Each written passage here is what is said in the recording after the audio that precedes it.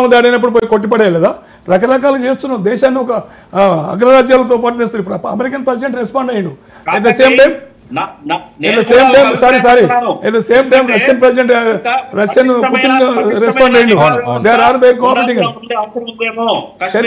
చరిత్రలో ఎప్పుడు మనకు అగ్నిస్తున్న చరిత్రలో ఎప్పుడు అగ్నిస్తున్న అమెరికా కూడా డొనాల్డ్ ట్రంప్ గారు రెస్పాండ్ అయ్యండి, గో హెడ్ అని రెస్పాండ్ అయ్యండి. పుతిన్ గారు రెస్పాండ్ అయ్యాడు. రకరకాల దేశాల నుండి మనకు యాక్షన్ తీసుకోండి, స్టెండెంట్ యాక్షన్ తీసుకోండి అంటున్నారు. ఎందుకంటే మోడీ అనుసరించినటువంటి విధానాలు, ఇంటర్నేషనల్ స్ట్రాటజీస్. అంటే నేనే బీజేపీ పార్టీ కాదు, లేకుంటే ఆర్ఎస్ఎస్ పార్టీ కాదు, ఐఎమ్ న్యూట్రల్. అందుకు నేనేమంటాను, మన నిజాన్ని మాట్లాడుకోలే, చక్కగా మాట్లాడు. ఆ బాబు ఏదో చెప్తున్నారు, ఆ స్టూడెంట్ లీడర్ 100% కరెక్ట్. ఇది ఆవేశం అండి, బాధలు తనలాడుతూ చస్తున్నాం బాధలు పడి. ఎక్కడ పోవాలి మనం? నేను ఇప్పుడు యాజ్ రిటైర్డ్ అయ్యే పోలీస్ ఆఫీసర్, నన్ను పిలిస్తే ఇప్పుడు బార్డర్లో పోయి నిలబడతా, బార్డర్లో పోయి కనబడతా. ఏంటండి ఇది? ఎవరు ఎక్కడ పోతున్నారు? మన పిల్లలు చంపుతున్నారు, మన ఇళ్ళ మధ్యలో స్లీపర్ సెల్స్కి హైదరాబాద్ హెడ్ క్వార్టర్ అయింది. ఎన్నిసార్లు ఎంతమంది చంపలేడుగా? అంత బార్డర్ ఎందుకు? 37 మంది మొన్న చచ్చిపోయారు, అంతకుముందు 100 మంది. రకరకాల డిజాస్టర్స్కి పాల్పడుతున్నటువంటి ఈ ఆర్గనైజేషన్ ఎన్ని రోజులు మనం ఉపయోగించాలి చెప్పండి సార్ మీరే? ఎన్ని రోజులు ఉపయోగించాలి? ఈ పార్టీలు ఎక్కడైనా ఉండండి, పార్టీలు కొన్ని రోజులు కొట్లాడుకోండి, ఏమని చేసుకోండి. కానీ ఇటువంటి పరిస్థితులు అందరం ఒకటి ముక్త కంటెంతో అది చేస్తేనే బాగుంటుంది కాన్సెప్ట్. నాకు నేను ఎవరి మీద మాట్లాడలేదు. కాకపోతే బాధ్యతాయుతంగా ఒక లీడర్ అంటే బాధ్యతాయుతంగా ప్రవర్తించాలి. ఎట్లా పడితే ఎట్లా ఒక ఆయన 15 నిమిషాలు మొత్తం హిందువులు మొత్తం లేపేస్తాడు. How it is correct? లేపేస్తాడా ఏంటి? ఒక బాధ్యత అయితే ఉండాలి. అట్లా మాట్లాడితే ఈ బాధ్యత లేని వాళ్ళు ఇంకెట్లో మాట్లాడతారు. అది కరెక్ట్ కాదు కదా. నేను ఆ విధంగా రెస్పాండ్ అవుతాను. ఇప్పుడు మనం అంతా యూనిట్ అయిపోయి ముస్లిం కానీ హిందూ కానీ, మన భారతదేశంలో అందరూ భారతీయులండి. ఇక్కడ ముస్లిం లేదు, క్రిస్టియన్ లేదు, అందరూ మనం ఒకటే భారతీయులం, భారతమాత పుత్రులం. That's all. ఆ విధంగా మనం అనుకొని ఫైట్ చేస్తాము, ఆ విధంగానే మనం మద్దతు పలుకుతాము.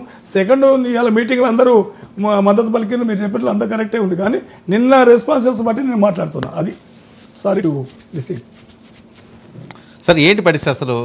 ఏ ధైర్యంతో పాకిస్తాన్ ఈ చర్యలకు ఏ ధైర్యం లేదు. పాకిస్తాన్ చిప్ప తీసుకొని అడక తింటుంది మా ఇంటర్నేషనల్ మార్కెట్లో. తినడానికి తిండి లేదు, కట్టుకోవడానికి గుడ్డ లేదు, తాగడానికి నీళ్లు లేవు. అది ఒక భయంకరమైన పరిస్థితి. వెపన్స్ ఆడబెట్టుకొని ఏదో చేద్దాం, ఇంటర్నేషనల్ ఫోకస్ అట్రాక్ట్ చేద్దాం, భారతీయులను అటాక్ చేసినాం అని వీళ్ళకు పనికి వల్ల కెనడా మండ వాళ్ళు ఉన్నారు. ఆ కెనడా మండ వాళ్ళు దోస్తానం చేసుకుంటూ ఖలిస్తాన్ మూమెంట్ వాళ్ళందరూ కలిసి చేసినట్టు కుట్ర. షేక్ బాజీ గారికి నేను ఇప్పుడు ఎట్లా ఈ డిబేట్ లో వచ్చింది కాబట్టి నేను ఒక 2 క్వశ్చన్ అన్న. మీ పార్టీ తరఫున మీరు ఎన్ఆర్సీకి, నేషనల్ రిజిస్టర్ సిటిజన్ కు ప్లస్ సిఏకు మీరు మద్దతు ఉంటారన్నా, లేకపోతే దాన్ని వ్యతిరేకిస్తారన్నా? నేను ఒక ఈ దేశ పౌరుడిగా నేను అడగాలనుకుంటున్నా. ఎందుకంటే ఇప్పుడు మీ ఇంట్లో వచ్చేటప్పుడు మీ పర్మిషన్ తీసుకొని రావాలి. నేను డైరెక్ట్ అడుగుతున్నానా, బరాబర బాజాప్తగా ఈ నేల యువకుడిగా, ఈ దేశ పౌరుడిగా నేను పవన్ కళ్యాణ్ పార్టీలో మాకు ఈ దేశం అంటే పిచ్చి, ప్రజలంటే మాకు పిచ్చి అన్న. మీరు ఏ డిబేట్ అయినా చూడండి, వర్మ గారు నేను డైరెక్ట్ అడుగుతున్నా, మీరు ఒక కాంగ్రెస్ పార్టీ లెక్క అడుగుతున్నా. మీరు ఎన్ఆర్సీకి, నేషనల్ రిజిస్టర్ సిటిజన్షిప్ కు కానీ సిఏకు మీరు వ్యతిరేకమా లేకపోతే మీరు ప్రో అన్నా? మీరు అదొకటి చెప్పండి. ఈ దేశంలో ఉన్న ప్రతి పౌరుడికి ఒక రిజిస్ట్రేషన్ ఉండాలా వద్దా? ఇప్పుడు నా వ్యక్తిగత అభిప్రాయాలు ఇక్కడ చెప్పాల్సిన అవసరం లేదు. కాకపోతే ఏంటంటే పార్టీ లైన్ ఆల్రెడీ ఇది జరిగిపోయిన ముచ్చట. పార్టీ ఆల్రెడీ కొన్ని లైన్ తీసుకుంది. దేశ పౌరులు కాబట్టి మీరు కూడా దేశ పౌరులు కాబట్టి నేను అడుగుతున్నాను. ఇది మన ఇల్లు కాబట్టి నేను మిమ్మల్ని అడుగుతున్నాను. Straight question. ఒక షేక్ బాజీ అనే ఒక వ్యక్తిగత కాంగ్రెస్ పార్టీలో లేరు అనుకున్నాను.